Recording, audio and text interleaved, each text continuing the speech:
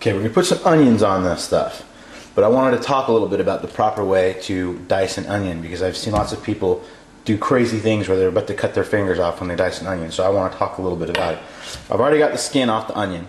You see the root is still intact. It's important to leave the root there because it's going to be, it's going to do a job for us. So we get the onion there, the skin's off. First thing we're going to do is we're going to cut it through the root, put one half to the side, and lay the other half like such, okay? Now, as you notice, the root is still there, and it's holding the onion in place. So then what we're doing is we're gonna cut in. Well, my hand's kind of in the way, but I don't really know how to do it so that it isn't. But anyway, we're gonna cut like this, wham, wham, wham, wham, going that way, so that the root is still holding the onion together, but we essentially cut it into like strips of onion that are still attached to the root. So we'll do that first. You're gonna see too much of my hand, but I don't have the actual cooking show thing.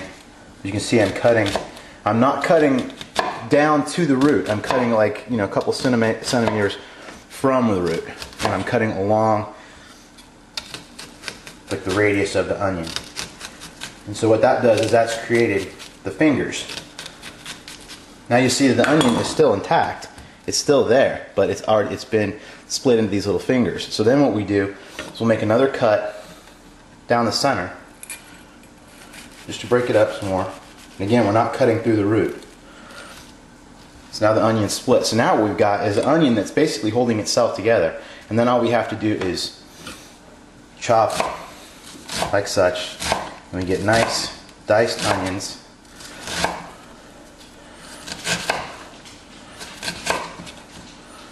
It's like that, breaks up, and you can see we've got nice diced onions. Easy, minimal crying.